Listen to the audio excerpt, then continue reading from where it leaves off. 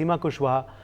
What is your first reaction to this campaign of NewsX on a predator study which perhaps is needed? This is a new idea which we are mooting. What do you make of it? Because perhaps it's time for this to prevent more and more such occurrences. ये बहुत important है क्योंकि जो भी अगर Nirbhaya case की बात करें तो निर्भया केस में 7 ईयर 3 मंथ्स लग गया और जो हमारे इंडिया में कानून में जहाँ पर भी अमेंडमेंट किया गया CRPC, IPC, juvenile act and POCSO act में, लेकिन उनका इम्प्लीमेंटेशन नहीं है। और दूसरा सबसे इम्पॉर्टेंट बात ये है कि अगर उनका इम्प्लीमेंटेशन है भी कानूनों का तो निर्भया केस में 7 ईयर लगा। ऐसे बहुत सारे केसेस हैं जिसमें कि 7 ईयर, 10 ईयर्स, 5 ईयर्स लग रहे हैं। तो ये पार्ट है क्राइम होने के बाद इन्वेस्टिगेशन एंड ट्रायल का, और देन आफ्टर फिर कन्विक्शन होता है। और अगर वो मैटर अपील में जाता है, SLP में जाता है, सुप्रीम कोर्ट ऑफ इंडिया तक, जिसमें कि हीनियस क्राइम है, तो सालों के साल लग जाते हैं। लेकिन एक्चुअल में हम प्रिवेंटिव क्या एक्शंस ले रहे हैं, क्या मेजर्स स्टेप्स हम उठा रहे हैं जिससे इन बेटियों के साथ क्राइम ना हो, ये बहुत इम्पोर्टेंट है। और अभी तक आफ्टर इंडिपेंडेंस मुझे लगता है कि कभी भी एक पायलट प्रोजेक्ट की तरह वर्क नहीं किया गया, ना सरकार के द्वारा, ना एडमिनिस्ट्रेटिव सिस्टम के द्वारा, ना ही पुलिस या एज ए सोसाइटी भी मैं कहूँगी कि 50% आबादी के लिए हमने उस लेवल पे वर्क ही नहीं किया। इसके वजह से ही देखेंगे कि बदलापुर में 4 साल के बच्चों के साथ अपराध हो रहा है। अभ्या के साथ वर्क प्लेस पर आई थिंक मुझे लग रहा है कि ये पहला ऐसा केस है कि हॉस्पिटल के अंदर किसी डॉक्टर के साथ इस हद तक रेप करके, क्रूरलिटी करके उनका मर्डर कर दिया गया हो। उसके बाद जो प्रिंसिपल है उनको सस्पेंड नहीं करा गया और सारे मुझे लगता है कि ऑलमोस्ट जो इम्पोर्टेंट एविडेंस थे उनको डिस्ट्रॉय किया जा चुका है। तो जब ऐसा हीनियस क्राइम होता है और जो रिस्पॉन्सिबल लोग हैं, जो अकाउंटेबल लोग हैं, उनको अगर कोई भी सरकार, उनको परिवार या पुलिस बचाने की कोशिश करती है तो हमारा जो कानून है उस कानून का सही से इम्प्लीमेंटेशन नहीं हो पाता है। तो इस पर सर क्या है कि कलेक्टिवली वर्क करने की जरूरत है, जिसमें political will power, administrative will power, judiciary and police and as a society कि ग्रास रूट लेवल पे हमें वर्क करने की जरूरत है कि बेटियां आखिर सुरक्षित कैसे हो। क्या हम उस दिन का क्यों वेट करते हैं कि नहीं ये क्राइम हो गया, अब हम आवाज उठाएंगे, कैंडल मार्च करेंगे, और उसके बाद इवन की सुप्रीम कोर्ट ऑफ इंडिया ने इस केस में समोटो कॉग्निजेंस भी लिया। फर्स्ट डेट ऑफ हियरिंग 20 अगस्त थी, फिर 22 अगस्त है। अब ये मैटर सितंबर फर्स्ट वीक में है, 5 सितंबर का है।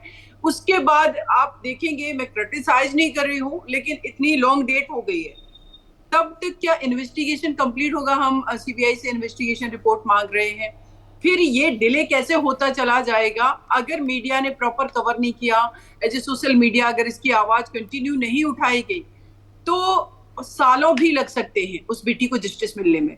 तो जब सालों लगते हैं तो जो अपराधी हैं और उस माइंड सेट के अपराधी जो फ्रीली मूव कर रहे हैं, उनको हम एक मैसेज डिलीवर कर रहे होते हैं कि कोई भी अपराध अगर हीनियस करेगा, इस तरीके का नेचर का क्राइम करेगा, तो उसका सिस्टम कुछ नहीं बिगाड़ सकता है।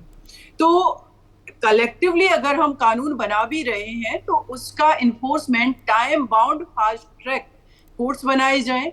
दूसरा, जितने हमारे देश की पॉपुलेशन निरंतर बढ़ती जा रही है, हम अभी 140 करोड़ की पॉपुलेशन हो चुके हैं, लेकिन अगर हम इसके रेशियो में देखिए, हमारे पास कितने कोर्ट्स हैं, हमारे पास कितना पुलिस सिस्टम है, हमारे पास फॉरेंसिक लैब कितने हैं, इन सारी चीजों का अगर रेशियो देखेंगे तो लगता है कि हम भले ही फास्ट ट्रैक की बात कर लें, चाहे वो इन्वेस्टिगेशन का पार्ट हो या फिर कोर्ट के ट्रायल अपील का बात हो, ये तब तक फास्ट ट्रैक पॉसिबल नहीं होगा जब हम पॉपुलेशन के प्रोपोर्शन में वो एक सिस्टम, जो मैकेनिज्म है, जो मशीनरी है, उसको हम नहीं बनाएंगे, वो इंफ्रास्ट्रक्चर हम डेवलप नहीं करेंगे।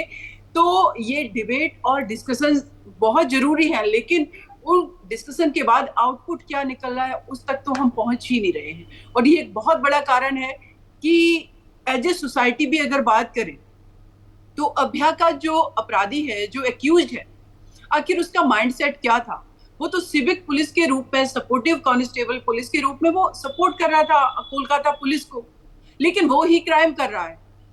तो माइंडसेट उसका ये आया कहाँ से, और अगर ऐसा माइंडसेट है तो क्या हम ये माइंडसेट क्यों नहीं बदल पा रहे? क्या हमारी पेरेंटिंग में कमी है, या हमारा सामाजिक तो जो ताना वाना है, स्ट्रक्चर है सोसाइटी का, उसमें ये थॉट इस तरीके का हावी है लोगों में कि बेटियां तो ऑब्जेक्ट होती हैं, उनके साथ कोई भी क्राइम होगा, अगर क्राइम होगा भी तो बहुत सारे केसेस में बेटियों के ऊपर ही बहुत सारे उनके कमेंट करना शुरू कर देते, चाहे वो पुलिस है वो भी करती। निर्भया केस में देखा कि बहुत लोगों ने ये कहा रात में लड़कियों को बाहर नहीं निकलना चाहिए।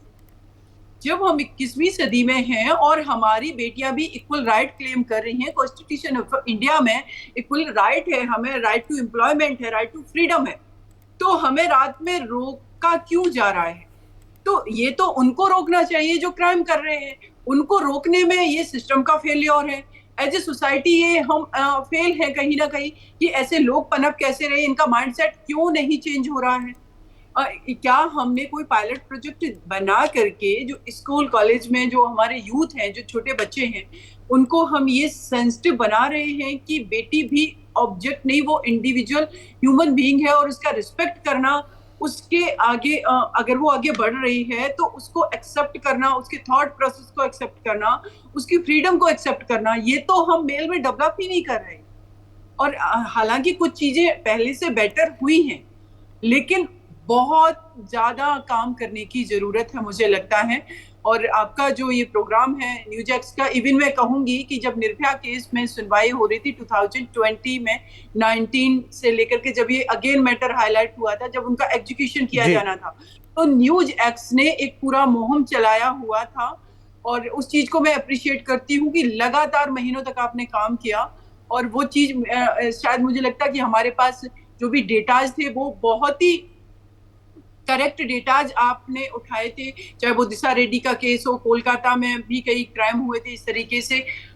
तो ये आपका जो पूरा ये शो है, इसको मैं अप्रिशिएट करती हूँ कि इस तरीके के काम मीडिया जो कर रही है, आप लोग जो कर रहे हैं, ये बहुत ही मतलब जी सैल्यूट बिल्कुल। करने। और अगर इस मुहिम के बारे में बात करें, क्योंकि बड़ा सवाल ये उठता है, और सीमा जी क्योंकि आप इतने केसेस लड़ चुकी हैं और निर्भया केस में आपकी इतनी अहम भूमिका थी कि लोग वही सोचते हैं कि कितने हैवान कैसे हो सकते हैं, कोई भी शख्स इस दुनिया में, इस देश में इतनी हैवानियत पर कैसे उतर आते हैं लोग? मानसिकता क्या होती होगी इन गुनहगारों की?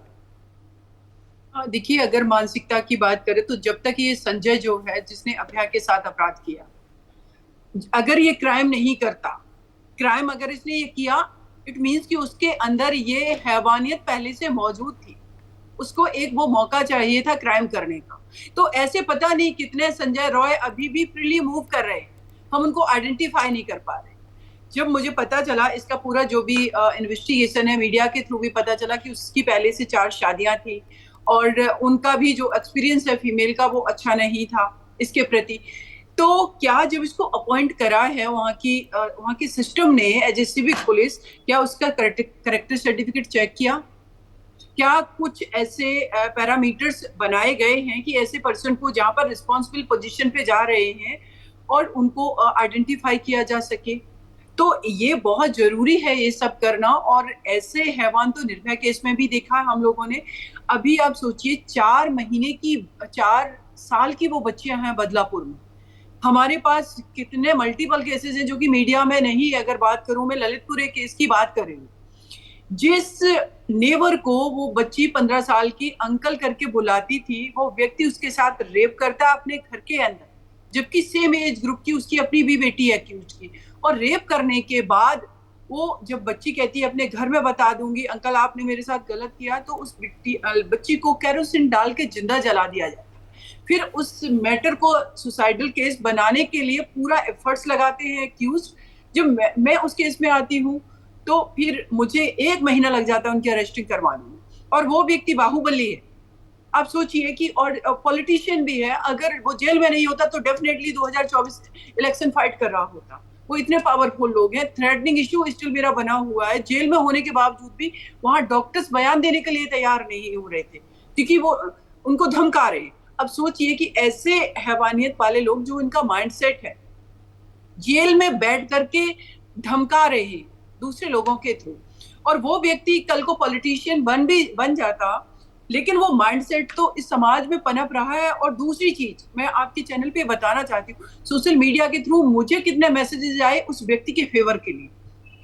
तो एज ए इंडिविजुअल जब तक हम ऐसे अपराधियों को, चाहे वो हमारे फैमिली मेंबर हो, हमारा कोई बेटा हो, या कोई हमारा कलीग हो, हमारा फादर हो, ब्रदर हो, कोई भी, अगर वो क्रिमिनल है तो है, उसको हमें पनिश कराना है। ये फीमेल की भी रिस्पॉन्सिबिलिटी है और इस परिवार की भी और समाज की भी।